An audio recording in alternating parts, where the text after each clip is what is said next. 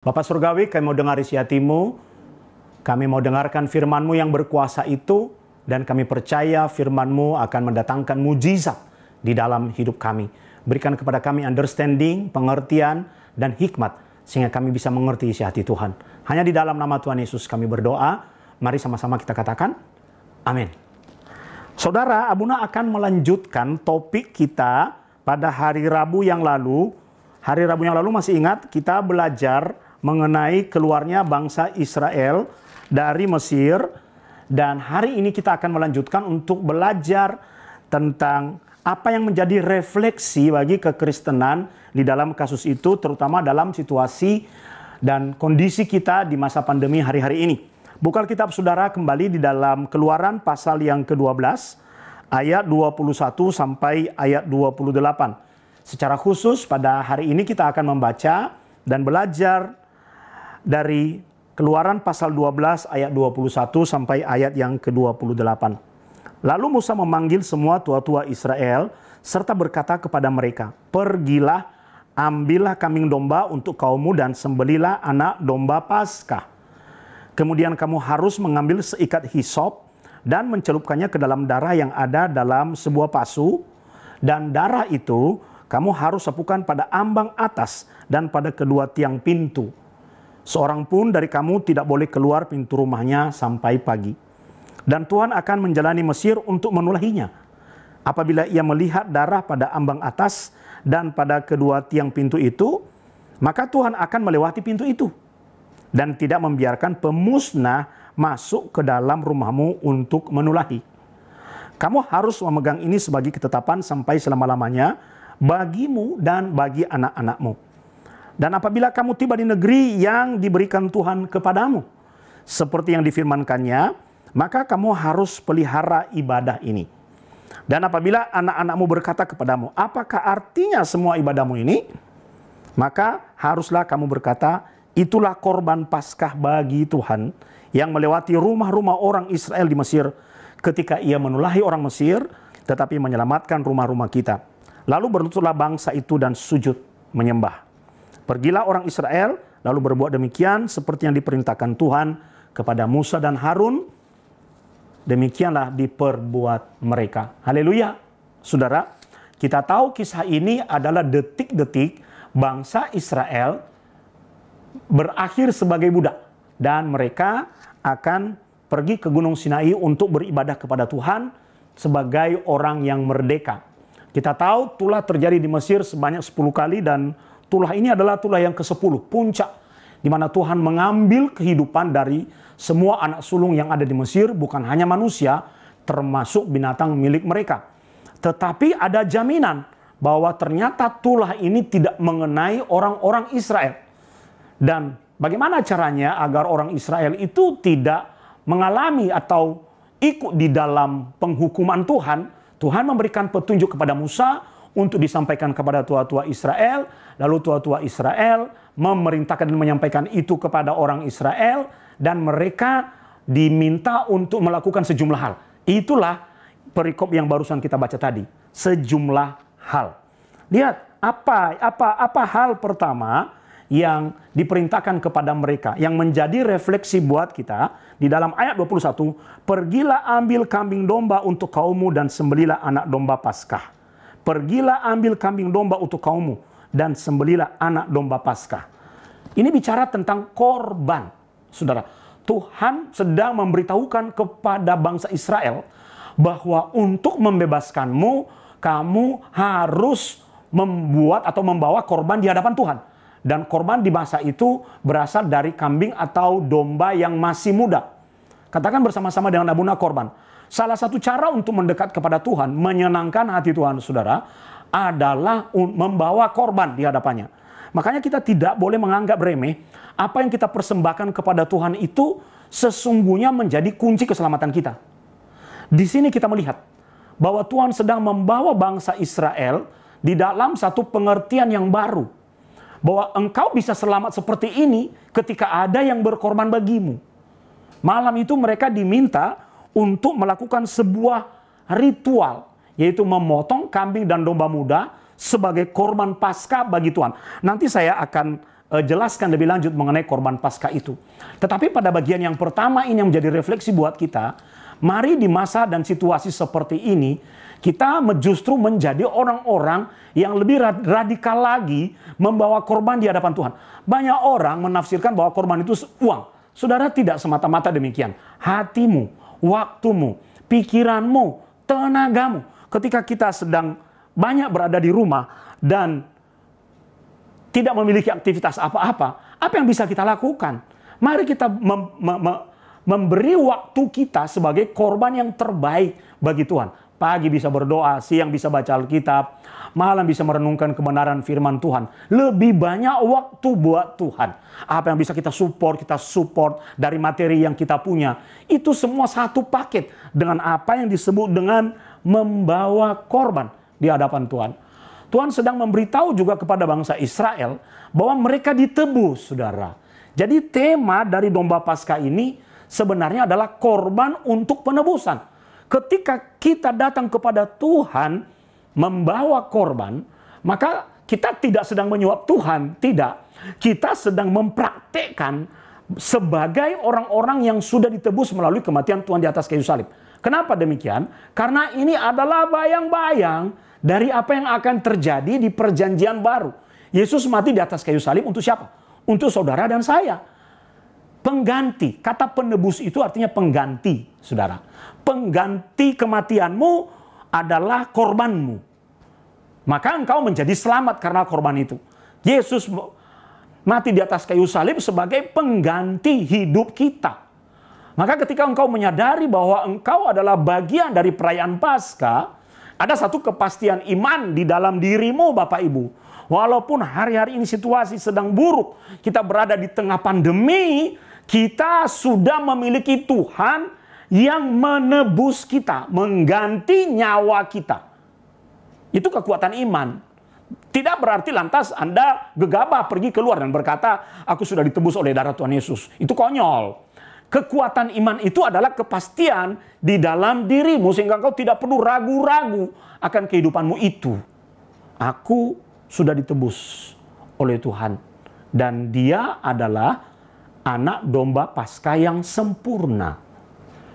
Maka kita melihat bahwa apa yang disampaikan di dalam Keluaran itu, dalam peristiwa keluarnya mereka dari Mesir di malam hari itu, saudara, itu adalah kehidupan kita sesungguhnya di masa depan. Sebagai orang-orang Kristen yang percaya akan kematian Yesus di atas kayu salib. Makanya kalau Anda membaca surat-surat di dalam perjanjian baru, Yesus itu diberi metafora anak domba Paskah yang memang dikorbankan. Ingat, tadi Abuna menjelaskan prinsip penebusan adalah pengganti. Ditebus artinya diganti, dibayar dengan kualitas yang sama. Nyawa kita taruhannya. Tapi Tuhan sudah menebus kita, memberikan nyawanya, memberikan dirinya sebagai pengganti saudara dan saya. Milikilah mentalitas seperti itu. Jangan lagi hidup di dalam ketakutan. Jangan lagi hidup seperti orang-orang yang tidak punya pengharapan. Bukan, saudara. Ketika Anda berada dalam situasi pandemi, pengharapanmu tetap harus dipelihara. Imanmu kepada Tuhan tidak boleh goncang. Karena engkau punya pendirian iman bahwa engkau orang yang sudah ditebus. Itu yang Tuhan mau bicarakan kepada orang-orang Israel. Malam ini kamu sudah ditebus. Engkau tidak lagi menjadi budak, tapi engkau menjadi orang-orang yang merdeka. Merdeka dalam cara berpikir. Pandemi ini memang membuat kita stres ya saudara. Pola pikir kita itu berubah. Kita jadi paranoid, kita jadi takut, kita jadi khawatir. Boleh takut, boleh khawatir, tapi jangan berlebihan. Tunjukkan bahwa Anda punya pendirian iman. Itu pesan pertama yang bisa kita refleksikan dari kisah keluarnya bangsa Israel dari Mesir. Jadi jangan lupa korbanmu mengingatkanmu bahwa engkau orang yang sudah ditebus. Saat engkau memberikan waktu terbaikmu untuk membaca firman Tuhan, merenungkan Alkitab, di titik itu engkau diingatkan sebagai orang yang sudah ditebus. Mari kita lanjut ayat 22. Kemudian kamu harus mengambil seikat hisop dan mencelupkannya ke dalam darah yang ada dalam sebuah pasu. Dan darah itu kamu harus sapukan pada ambang atas dan pada kedua tiang pintu. Itu dulu, kedua tiang pintu. Saudara, Tidak lantas hari ini kita mempraktekkan ini secara harafiah. Nanti kita pergi ke pasar kambing begitu, cari kambing muda, lalu kita potong, darahnya kita oleskan di tiang pintu rumah kita. Tidak demikian. Saya mendengar ada satu sekte, mereka supaya disucikan, mereka mencelup jubah-jubah mereka pada darah anak domba. Wah, itu ngawur itu. Bukan demikian, saudara. Itu yang terjadi dulu di masa orang Israel. Hari ini, ayat ini buat kita adalah peringatan bahwa sebetulnya walaupun kita tidak melakukan secara harafiah, mengolesi tiang pintu rumah kita atau tiang pintu jendela rumah kita dengan darah anak domba, kita sudah punya tanda. Darah yang diolesi itu sebenarnya adalah tanda, saudara. Tanda dari darah. Kenapa dari darah? Berarti ada binatang yang dikorbankan. Tuhan menyenangi itu, saudara. Tetapi di masa perjanjian baru, yang menjadi bahan refleksi buat kita, kita orang yang sudah punya tanda. Salib itu tanda bagimu dan bagi Abuna. Salib itu tanda bagi kita. Nggak usah menanda-nandai lagi. Makanya kadang-kadang saya aneh. Saya lihat ada rumah seorang teman, di pintunya dipasang tali warna merah. Lalu di dalam rumahnya penuh dengan aksesoris-aksesoris tertentu. Kok ya seperti jimat ya. Lalu pergelangan tangannya diikat dengan gelang yang ditulis-tulis dengan huruf Ibrani. Dan sebentar-sebentar dicium. Kok jadinya tidak ada bedanya dengan orang-orang klinik. Bukan seperti itu lagi. Bukan harafiah demikian. Emangnya kalau Anda pasang kertas-kertas doa dalam bahasa Ibrani di depan rumahmu, setan nggak bisa masuk? Nggak bisa, saudara. Itu simbol yang tidak punya kuasa apapun lagi di masa sekarang. Karena salib adalah tanda yang kekal yang tidak bisa terhapus. Yang ada di dalam kehidupanmu. Kita sudah ditandai sebagai milik Kristus. Terus terang saya hampir terpeleset melakukan yang seperti itu. Di mana-mana saya pasang, saudara. Akhirnya saya sadar dan bertobat. Tuhan, aku jadinya memberhalakan benda-benda itu. Ya, hati-hati. Itu sudah melenceng jauh dari makna yang sesungguhnya. Ada kertas-kertas doa itu dalam bahasa Ibrani. Ada benang warna merah. Ada gelang-gelang. Aduh, jadi aneh. Kekristenan tidak demikian. Kita sudah jadi orang yang merdeka. Amin. Mereka sudah ditandai dengan darah anak domba di tiang pintu rumah mereka. Hidup kita sudah ditandai juga melalui salib dan melalui darah Yesus yang tercurah. Darah Yesus yang tercurah tidak dioleskan pada tiang pintu rumah kita, tapi menjadi penanda bagi setiap kita yang percaya. Sehingga ketika Tuhan melihat kita, Dia berkata, orang itu berada di dalam jalur keselamatanku. Haleluya. Setiap Anda pergi kemanapun, Anda berada dalam pengawasan Tuhan. Karena ada tanda keselamatan di dalam dirimu. Tanda keselamatan itu. Darah yang dioleskan pada tiang pintu rumah dan tiang pintu jendela itu tanda keselamatan. Sekarang tanda keselamatan bukan darah secara harafiah. Seperti yang dilakukan oleh orang-orang Israel di Mesir. Tapi salib itu tanda keselamatanmu. Darah Kristus itu sudah dioleskan dalam hidupmu. Sehingga Anda harus percaya diri. Di mana saya pergi, aku membawa tanda keselamatan Tuhan. Ketika Anda membangun tandamu sendiri, sesuai dengan apa kata nabimu, yang katanya Tuhan bilang begini. Maaf saudara, saya tidak percaya yang seperti itu. Karena itu out of biblical area. Sudah melebihi pewahyuan Alkitab.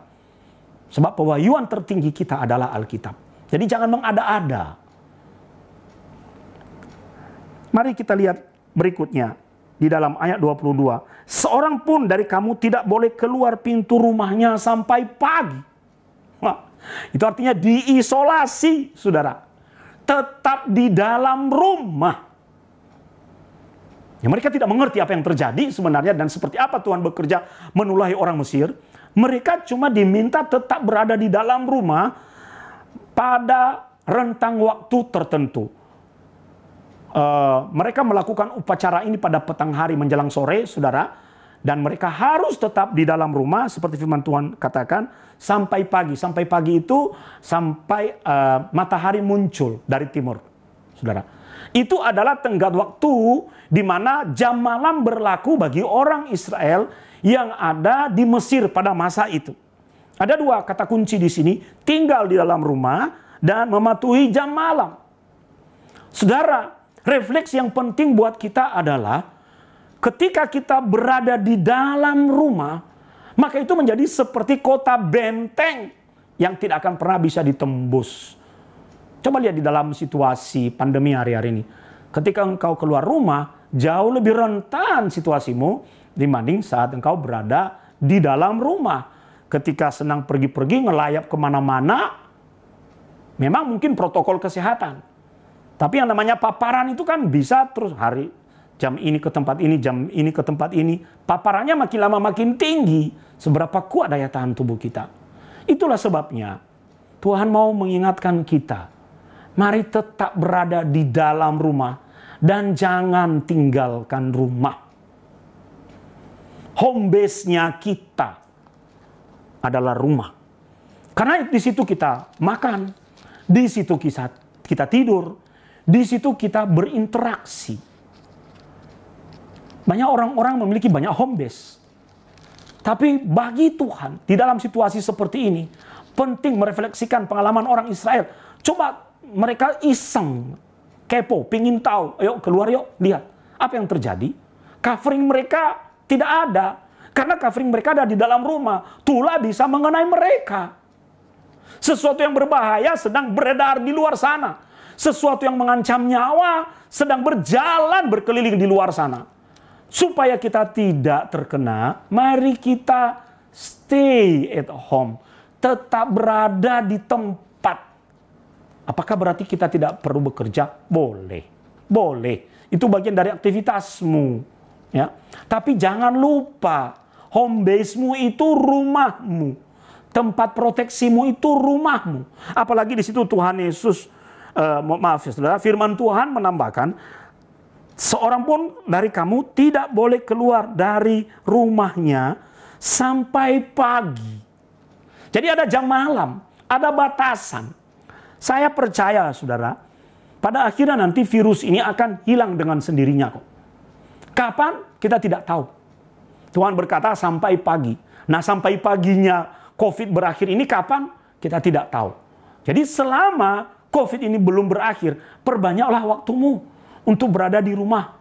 Kalau sehari-hari ini dan sebelum masa COVID dan pandemi, kita lebih banyak merajalela di luar rumah. Mari sekarang kita balik. Lebih banyak berada di rumah. Karena di rumah, jaminanmu untuk tetap selamat dan tetap sehat, itu jauh lebih besar dibanding engkau pergi keluar rumah. Dan ini semua nanti akan ada akhirnya. Ada titik awalnya ketika mereka mengawali dengan perjamuan Paskah. Ada titik akhirnya ketika mereka akhirnya keluar rumah dan menyaksikan kengerian. Ada tangisan, kesedihan, ratapan kematian di seluruh daratan Mesir. Mereka cuma melihat itu. Dan mereka tidak kena. Karena berada di dalam rumah. Akan ada masa di mana kita akan keluar. Saya membayangkan saudara, bahwa kehidupan kita memang sudah berubah. Dan tidak akan pernah sama lagi. Ketika kita keluar, kita jadi pengen cepat-cepat kembali ke rumah. Itu yang betul. Bukan ketika keluar, kita bablas kemana-mana. Menikmati hidup seperti yang sebelum-sebelumnya. Nanti ada masanya. Dimana ketika semua ini berakhir. Apakah di masa kita, atau di masa generasi kita, tidak ada yang tahu. Tapi seperti kasus-kasus yang terjadi dalam pandemi dunia, beberapa tahun yang lalu, bahkan beberapa puluh tahun yang lalu, itu berakhir dengan sendirinya, hilang dengan sendirinya. Oleh sebab itu, selama itu belum hilang, mari kita tetap berada dan lebih banyak berada di dalam rumah. Karena nanti semua ini toh akan berakhir. Apa yang dilakukan di rumah? Selain beribadah dan bersekutu dengan Tuhan, ini yang penting menurut kaummu. Coba lihat ya saudara. Menurut kaummu, pergilah ambil kambing domba untuk kaummu dan sembelilah anak domba itu dan seterusnya saudara. Jadi itu kesempatan bagi kita untuk berkumpul dengan keluarga. Memperkuat kembali sendi-sendi kehidupan rumah tangga kita. Kadang-kadang itu saking terbiasanya kita dengan banyak pergi keluar rumah, akhirnya kita hanya menganggap rumah sebagai tempat untuk tidur saja. Kita lupa bahwa di dalam rumah itu kita bisa melakukan interaksi sosial. Di dalam rumah kita bisa saling menyatakan cinta. Di dalam rumah kita bisa saling mengasihi, saling memperhatikan, saling menguatkan satu dengan yang lain, saling mendoakan, saling menyapa. Dengan makin banyak kita berada di rumah, kita jadi tahu keseharian istri kita bagi suami. Betul kan? Anak punya waktu lebih banyak untuk berada dekat orang tuanya, terutama buat papanya misalnya. Karena papanya mungkin suka pergi-pergi. Kita lebih banyak berkomunikasi satu dengan yang lain. Kalau dulu sebelumnya, Pak makan, ya toh? Mau ngapain? Tidur, capek. Sekarang jam pagi bangun, lihat muka istri, muka suami, muka anak-anak. Siang, lihat muka yang sama. Sore, lihat muka yang sama. Malam, lihat muka yang sama. Ini kesempatan kita berfellowship. Bukan mengunci diri di kamar masing-masing, itu keluarga nggak beres yang seperti itu. Ini kesempatan kita berinteraksi. Suami mengenal istrinya lebih dalam lagi, demikian sebaliknya. Orang tua mengenal anak-anaknya dan demikian sebaliknya. Anak-anak makin dekat kepada orang tuanya. Karena Tuhan sedang merestorasi kehidupan. Ingat, Abuna selalu mengajarkan bahwa tempat terbaik itu dalam keluarga. Dan kebahagiaan itu dimulai dari dalam keluarga. Nah, ini kesempatan kita merestorasi keluarga kita. Kalau Tuhan memberkati keluarga, bangsa kita akan diberkati. Kalau keluarga-keluarga takut akan Tuhan, keluarga-keluarga saling mengasihi satu dengan yang lain. Nah, itu adalah praktik dari kebenaran firman Tuhan itu dalam unit terkecil, saudara. Unit terkecil komunitas itu kan keluarga. Mari, kenapa harus berada di dalam rumah? Kita bisa saling berpegangan erat di antara anggota-anggota keluarga masing-masing. Bukankah itu jauh lebih indah? Abuna mengajarkan bahwa kebahagiaan itu diciptakan. Dan tempat terbaik untuk menciptakan kebahagiaan itu adalah keluarga. Jangan lupa loh, berkat Tuhan yang pertama di dunia ini kepada Adam dan Hawa diberikan di dalam kerangka konteks keluarga. Nah, kesempatan kita, kalau selama ini istrinya hanya pergi belanja terus, suaminya pergi kerja terus. Ini kesempatan kita saling tatap-tatapan, papasan di kamar mandi, saling menunggu kamar mandi, makan bersama. Kalau udah masa pandemi ini, keluarga-keluarga, orang tua punya acara sendiri, istri punya anak sendiri, punya acara sendiri, anak mengunci diri di kamar sendiri, itu mah nggak beres. Itu pasti tidak beres. Dan itulah sebabnya Tuhan kunci kita di dalam rumah. Supaya apa yang tidak beres selama ini bisa dibereskan. Karena Tuhan sedang mengkondisikan hidup kita. Kekuatan fellowship tubuh Kristus di dunia itu sebenarnya bukan terlihat di dalam gereja. Istilah ini kan sering kali dipakai untuk menjelaskan fellowship di dalam gereja. Tidak, saudara. Yang jauh lebih kuat fellowshipnya itu adalah di dalam keluarga. Kalau Tuhan memberikan berkatnya atas rumah tangga, saudara, maka seisi rumah itu diberkati oleh Tuhan. Ingat, di dalam Mazmur ada satu pasal berbicara, atau satu perikop berbicara mengenai berkat atas rumah tangga. Karena sangat besar berkat Tuhan atas rumah tangga itu. Saudara, mari kita lihat ayat 23. Dan Tuhan akan menjalani Mesir untuk menulahinya. Saya kadang-kadang berpikir ya, kok Tuhan itu sadis banget. Tuhan galak. Dan galaknya nggak main-main loh, saudara. Dia menulahi menghukum dengan mengambil kehidupan itu. Tapi semakin Abu mencari pemahaman akan konsep ini, semakin saya tidak mengerti. Dan saya tiba pada satu kesimpulan, apa yang dipandang Tuhan baik, biarkan dia mengerjakannya. Dan bagian kita cuma menerimanya. Nggak usah dinilai-nilai. Lakukan bagianmu. Bagianmu berada di rumah, ya di rumah. Bagianmu membangun komunitas kembali dalam keluarga, lakukan, bersekutu. Bagianmu bersekutu bersama Tuhan, lebih banyak waktu bergaul dengan Tuhan, lakukan. Selanjutnya urusan Tuhan, bukan urusan kita. Ya, yang jelas seperti di sini dikatakan, apabila ia melihat darah pada ambang atas dan pada kedua tiang pintu itu, maka Tuhan akan melewati pintu itu dan tidak membiarkan pemusnah masuk ke dalam rumahmu untuk menulahi. Abuna pernah khotbah ya, bahwa ada 3 benteng yang Tuhan sediakan di rumah orang percaya. Pertama, Tuhan membangun tembok api. Nggak keburu kalau kita baca dan cari ayat-ayatnya, saudara. Tembok api. Jadi ada tembok api di sekeliling rumah kita di mana musuh tidak bisa menembusnya. Kita aman berada di dalamnya. Seperti kalau pergi camping itu, dibuat api unggun itu, binatang-binatang berbisa yang melata misalnya tidak berani mendekat. Lalu ada tembok kasih karunia. Tembok kasih karunia itu adalah kita berada di dalam kasih karunia Tuhan. Sesungguhnya kita mengalami sesuatu tapi kita diproteksi oleh karena kasih karunia Tuhan. Dan ini yang keren sekali, yaitu tembok pasukan malaikat yang berkemah di sekeliling kita. Kita nggak bisa melihat mereka, tapi di sekeliling rumah kita ada kemah-kemah yang penuh kuasa, makhluk surgawi yang menjaga aktivitas kita siang dan malam. Khususnya buat malam hari, saat kita tertidur dan tidak sadar. Ini loh, saudara. Itulah sebabnya kesempatan di masa pandemi ini adalah kesempatan terbaik untuk merasakan bagaimana toh sebenarnya Tuhan memproteksi dan melindungi hidup kita. Kalau kita masih berdiri sampai dengan hari ini, itu karena 3 tembok itu berlaku di dalam hidup kita. Kalau mau tetap aman, ya jangan keluar tembok. Jangan keluar dari tembok api Tuhan. Jangan keluar dari kasih karunia Tuhan. Jangan keluar dari lingkungan atau pengamatan perkemahan. Jangan keluar dari situ. Bahaya kita, musuh udah di luar sana. Kamu harus memegang ayat 24. Ini sebagai ketetapan sampai selama-lamanya bagimu dan bagi anak-anakmu. Saudara ingat ya, kenapa kita selalu merayakan Paskah setiap tahun pada bulan April? Untuk merefresh.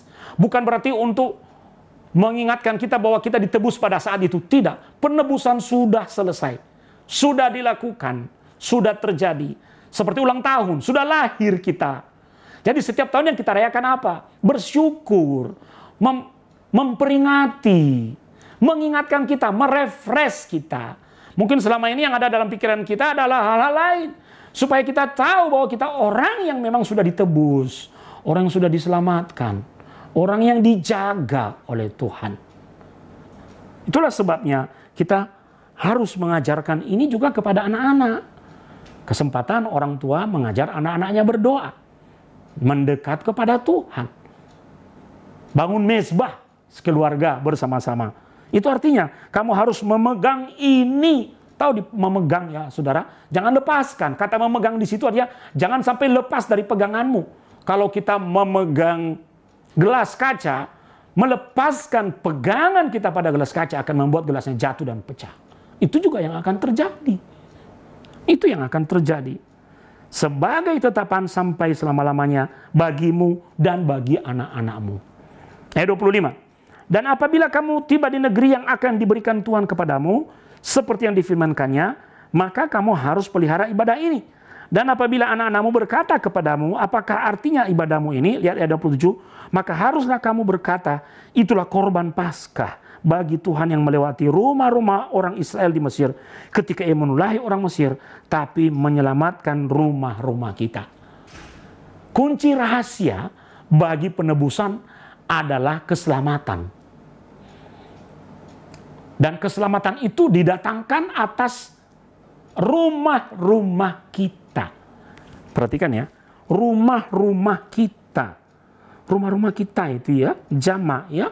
Apa artinya rumah? Seperti yang katakan tadi, tempat kita tinggal, tempat kita tidur, tempat kita makan, tempat kita nonton TV, tempat kita mengambil keputusan, tempat kita saling mengasihi, tempat kita. Di mana? Rumah-rumah kita. Betapa indahnya kalimat ini. Tetapi menyelamatkan rumah-rumah kita. Kalau dikatakan menyelamatkan rumah-rumah kita, maka orang di dalam rumah itu ikut selamat. Seisi rumahmu. Tapi ada juga yang namanya pilihan-pilihan bebas. Coba lihat ketika Tuhan menyelamatkan seisi rumah Lot dan memerintahkan mereka untuk terus berjalan, istri Lot menoleh ke belakang. Akhirnya dia tidak ikut selamat. Yang tetap berjalan yang selamat. Apa artinya? Memang kita sudah menerima janji bahwa Tuhan menyelamatkan rumah-rumah kita. Tapi kita bisa membuat pilihan dan hati-hati dengan ini. Sebab ketika engkau membuat pilihan yang salah, justru Tuhan mendapatimu keluar rumah. Di titik itu, kita akan kehilangan perisai di dalam hidup ini. Maka kembali ke rumah. Saya sedang berpikir, saudara, bisakah kata rumah ini diterjemahkan tidak hanya sebagai rumah jasmani? Tuhan tiba-tiba ingatkan saya bahwa rumah-rumah kita juga bicara mengenai tempat-tempat rohani di mana kehidupan rohani kita terbentuk, di mana kita makan firman Tuhan, di mana kita berfellowship bersama sesama orang percaya. Itu apa? Gereja. Gereja itu secara harafiah memang bangunan, tapi di dalam esensinya gereja bukan bangunan, tapi kita, kumpulan orang percaya. Lalu kumpulan orang percaya, unit yang terkecil itu mana? Kembali lagi, saudara. Rumah. Rumahmu bukan istanamu. Rumahmu adalah gerejamu. Dan gerejamu adalah rumahmu. Ketika unit-unit terkecil ini berkumpul bersama keluarga-keluarga yang lain dalam gedung yang lebih besar, yang kita definisikan gereja hari ini, maka itulah rumah kita. Jadi keselamatan Tuhan datangkan di dalam rumah karena orang-orang yang ada di dalam rumah itu patuh. Hanya itu sebenarnya. Patuh pada semua ketetapan yang Tuhan rancangkan. Mari kita meniru hal yang sama.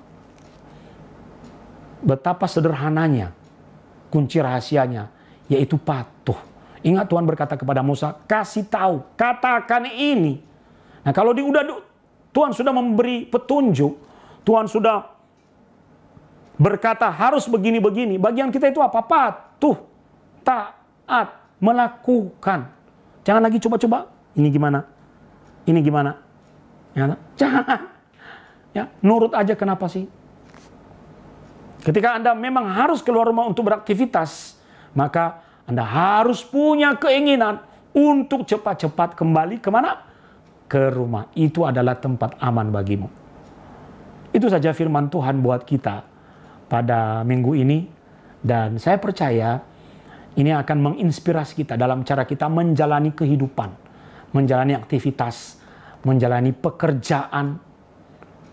Seperti apapun kita melangkah keluar rumah, maka kaki yang sama yang harus membawa kita kembali ke dalam rumah. Karena itu adalah tempat terbaik untuk kita tetap terpelihara, selamat, dan terjaga. Saya ingin baca kembali di dalam ayat 27. Maka haruslah kamu berkata, inilah korban Paskah bagi Tuhan yang melewati rumah-rumah orang Israel di Mesir. Ketika ia menulahi orang Mesir, tetapi menyelamatkan rumah-rumah kita. Katakan bersama-sama, tetapi menyelamatkan rumah-rumah kita. Sekali lagi, tetapi menyelamatkan rumah-rumah kita. Tetap berada di dalam rumah. Karena itu adalah tempat keselamatan. Mari kita berdoa. Bapa, terima kasih. Pengajaran firman-Mu pada sore hari ini sungguh membuat kami sadar. Dan melihat apa maksud Tuhan membawa hidup kami di tengah-tengah pandemi. Supaya kami sadar bahwa keselamatan dari Tuhan itu tetap ada dan tetap nyata.